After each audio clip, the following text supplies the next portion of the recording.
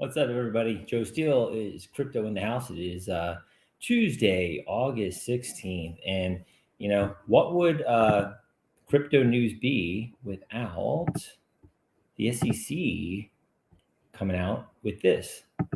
So it looks like the SEC is suing three entities and their founder for unregistered crypto asset securities offerings.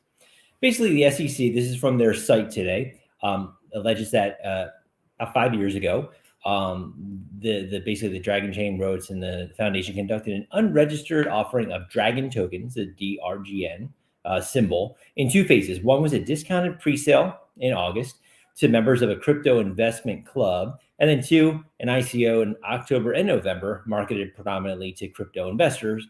Through this offering, the defendants allegedly raised about $14 million from 5,000 people approximately around the world, including the United States. So, according to this complaint, the defendants marketed the offering. They're saying it's basically the value, the pricing, and listing on trading platforms, and among other things.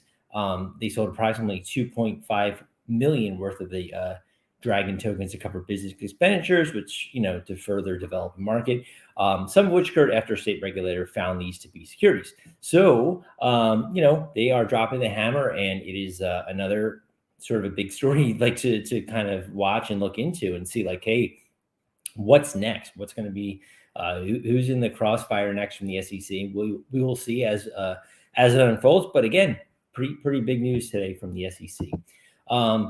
In that sort of realm of, what's going on with the negative crypto news, hodlnaut here in Singapore released this blog statement today. As we work towards stabilizing our financial situation, the founders and team are working closely with their lawyers, have weighed various options available for our next steps. Basically, could be a liquidation coming. We are aiming to avoid a forced liquidation of assets, as it is suboptimal solution that will require us to sell our users crypto, such as Bitcoin, ETH, wrap Bitcoin at the current depressed asset prices. Instead, we believe that an undergoing judicial management would provide the best chance of recovery. So basically, they are placed under judicial management with the Singapore High Court. We will see where that leads, but again, not the best news if you were in with hodlnaut, but newsworthy nonetheless. Block Data put out a pretty interesting chart here. I'm going to link to the description below. And hey, while you're in there, like this video, subscribe to this content if you think you are getting value. My focus is cryptocurrency and real estate. I like to blend the two, and you'll see in this live stream how I do blend the two when stories do align and make sense. But again, the top 100 public companies investing in blockchain and crypto.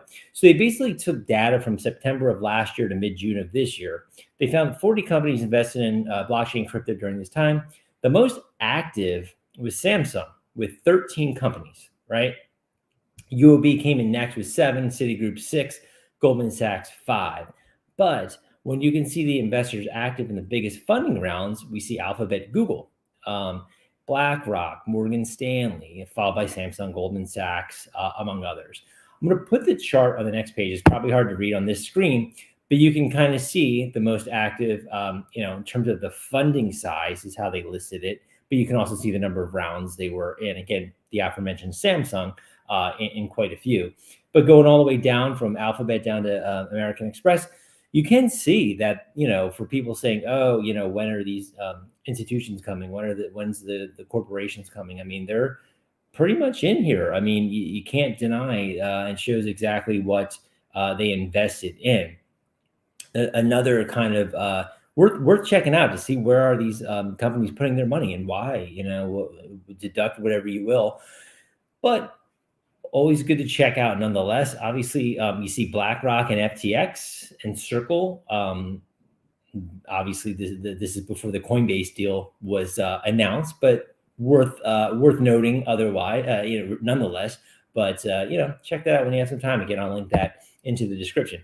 According to CoinDesk, Brazil's largest brokerage XP launched a Bitcoin Ether trading. So 3.6 million customers, hopes to reach 200,000 active crypto users by the end of the year. Nothing for Brazil.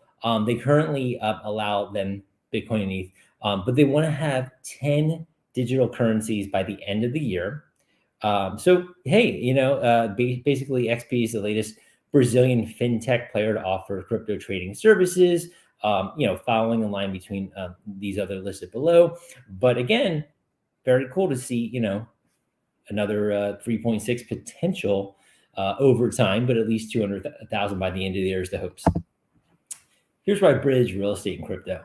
According to Cointelegraph, I'm going to link to this site in the description. It's a Miami high-rise listed here. Basically, a newly built Miami, of course, Miami, right? Because they're so crypto-friendly in that city. It makes sense. But newly built Miami residential tower becomes the bridge between crypto and real estate. For better portfolio diversification, cryptocurrency can now be used to purchase real estate in Miami's desirable luxury market. And obviously, it's called the Elser Hotel and Residences, 49-story luxury condo built in downtown, directly across from the FTX arena where the Heat play. Furnished residences, basically property owner can enter short-term rental agreements. I'm going to link to this description because this is new and it's worth checking out. Came out this summer, but again, it might be something you have not heard of. And worth checking out to see where you are using your crypto to invest in real estate.